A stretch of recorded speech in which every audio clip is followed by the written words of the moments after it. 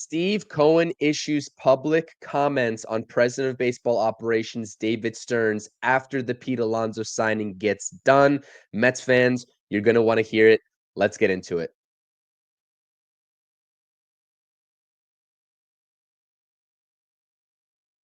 All right, New York Mets fans, welcome back to the channel. Welcome back to the True Mets Talk podcast. It's your boy CP, and we have a special Saturday video for you all here talking about the latest comments from Mets owner Steve Cohen on his president of baseball operations, David Stearns. These are public comments, and they come after the two went down to Florida to meet with Pete Alonso and Scott Boras in person to get a deal done officially, bringing Pete Alonso back to Queens on a 2-year, $54 million deal. Before we fully get into this video, please do smash those thumbs up buttons. If you enjoy these discussions, make sure to subscribe and get the channel to 2.2K over on YouTube. I definitely appreciate the support and hitting that subscribe button. And as always, comment your thoughts and opinions, because I know these comments are going to, provide two opposite reactions within this Mets fan base, because there's a clear divide, a very clear line still in this fan base with what this team is doing under the leadership of David Stearns. And there's a half of this fan base that seems to be on board with David Stearns and everything that he's done ever since taking over this team as POBO last offseason, going to the NLCS, dropping the NLCS in 6 games to the Dodgers, and now going through the whole process again this offseason to where we're at right now as I make this video on February 8th. And there's another half of this fan base that, honestly still hasn't bought into what David Stearns is doing. And you know what? If anybody in this fan base listens to a certain individual that is the one dishing out the money, it should be the Mets owner, Steve Cohen. These are the latest comments from Steve Cohen on David Stearns after the Pete Alonso deal got done. That's why I hired him, Steve Cohen said. That's why I hired him. He's very good at what he does. He's very patient and disciplined. Patient. He's very patient. That's a very key word right there, ladies and gentlemen. And thoughtful, and that's the kind of thing you start to see paying dividends over time. We're seeing it.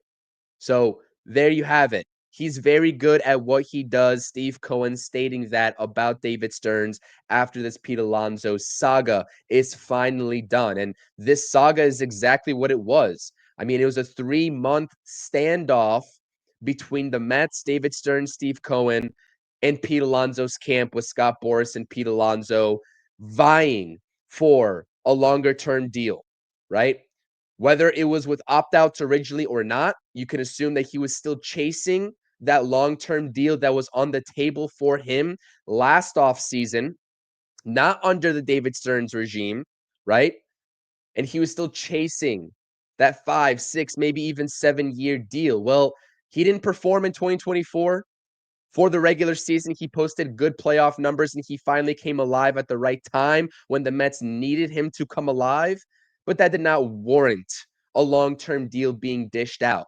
And so David Stearns and Steve Cohen decided to play the long game, the waiting game.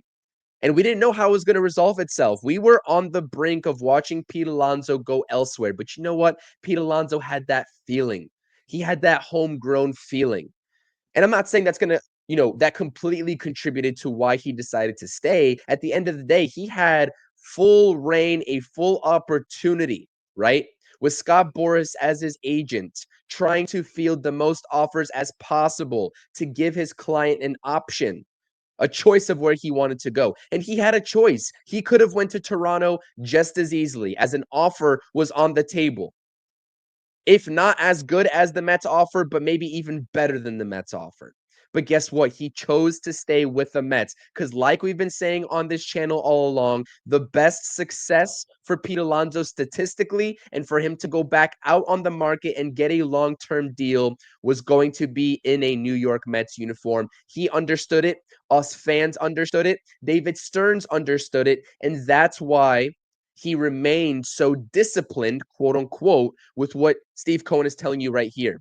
How many times in this Mets fan base, when we were going through this saga and putting out multiple videos, doing multiple streams, at what point Pete Alonso and the fan base was like, just give him what he wants at this point. Why are we going to risk him walking out of the doors when we need him so badly in this lineup? Why are we penny pinching him? Why are we short balling him?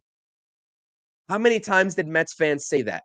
And at one point, I was almost one of those people. I had to fight every urge in my body not to say that because I was scared of Pete Alonso walking from those doors with no backup options, no viable backup options, because the internal route was not the move in my eyes. It wasn't.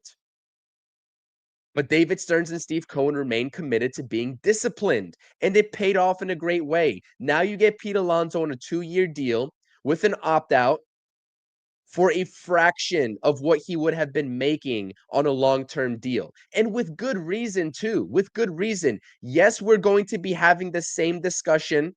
The same process is going to play out next offseason, but it's a necessary process to play out because Pete Alonso needs to prove he needs to earn a long-term contract with the New York Mets, and it provides the Mets that much more flexibility in case they want to pivot off of Pete Alonso onto Vlad Jr. or any other first baseman that may come across their way that may pique their interest.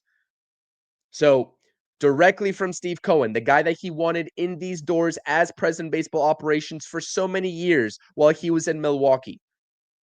Milwaukee just kept on saying, no, you can't have him. You can't have him. Not until his contract runs out. Well, Steve Cohen waited patiently.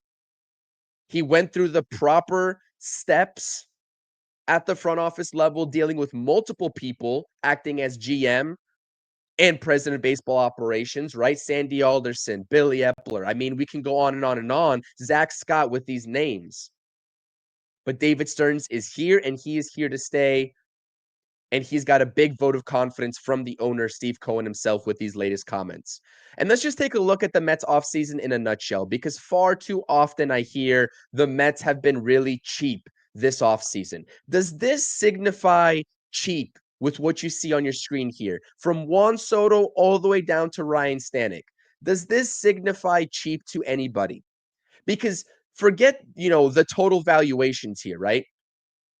That 15-year deal for Juan Soto is going to take a large part of that. But let's just take a look at the money that the Mets committed and spent for the 2025 season alone, because you have certain opt-outs with some of these deals like AJ Minter, Pete Alonso, etc. $160 million spent before additional tax and surcharges. Before. $160 million spent on player salary alone for the 2025 season upcoming. That's just for the 2025 season. $160 million. Now, ladies and gentlemen, it's very hard to field a roster when you have so many impending free agents, right? And the Mets still have so many more impending free agents. Adam Ottavino, Jose Quintana is still out there as well. Jose Iglesias, we're going to wait on a decision as the Mets have reportedly a 1-year deal out on Jose Iglesias. Is he going to come back? When there's so many impending free agents that your team has that is going out onto the market, you have to find the perfect balance of who to bring back versus who to add externally, like AJ Minter, like Juan Soto, right? It's hard. It's hard. Let alone the fan base comparing your offseason and what you're doing to the Dodgers, who are just wheeling and dealing for anybody and everybody. It's hard to set that precedent and keep that standard. And I think the Mets did a fine job. And this graphic tells us that they are anything but cheap. And you know what? I apologize, but I don't apologize at the same time that I'm going on this rant. Because at this point of the season, I still see far too much complaining. Yes, we all understand and agree. The Mets objectively need another starting pitcher, preferably a frontline starter. Do they get that at this offseason, at this point of offseason, or do they wait till the trade deadline? I don't know. I'm in the camp of they're probably going to wait till the trade deadline. Whether you agree with it or not, that's a different discussion. But objectively, just because that's the case, to take everything away with what the Mets did in this season or this offseason up until this point, just because they're missing that one more piece, that last piece, it's a little bit ridiculous to me. And so I am going to go on this rant. And this is going to hit the channel at 6:30 p.m. on Saturday. And guess what? We're going to turn around and we're going to talk about prospects on Sunday because I released part 1 of my top 10 Mets prospect rankings for the 2025 season on the channel 3 days ago. I promised a part 2 within the week, and I'm going to deliver on it. So tomorrow, Sunday morning, if you all are waiting for part 2, wait no longer. Prospects number 4 through number 1 in this farm system to begin the 2025 season will be released. If you missed part 1, I will link it down in the description down below. Thank you for continuously supporting this channel. Thank you for continuously subscribing and hitting the thumbs up. You know, I love this team. There's still objectively more work to be done to get to where this team needs to be because we all want to see this team raise a banner, raise that trophy, win the World Series. And there's still a lot of work left to do, but the Mets are doing, they have the correct process. They have the correct process down. And that's led with the 2 guys in charge, Steve Cohen and David Stearns, who are working as a team. That's the most important thing because now we're getting into this cycle as Mets fans. Who is the reason? Who gets the credit for why Juan Soto's here? Who gets the credit for why Pete Alonso's here? David Stearns is trying to, lowball these guys, and Steve Cohen has to step in with his wallet. They are working as a team, and that Steve Cohen quote just solidified that. They are not overpaying on contracts just because they're the New York Mets and have one of the richest owners in baseball anymore, like they did under Billy Epler.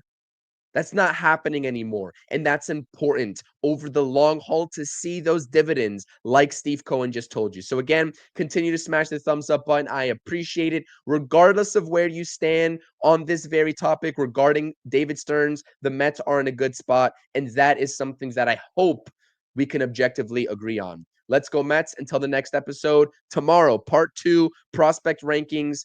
Prospect number 4, 3, 2, and 1 will be released on the channel. Peace.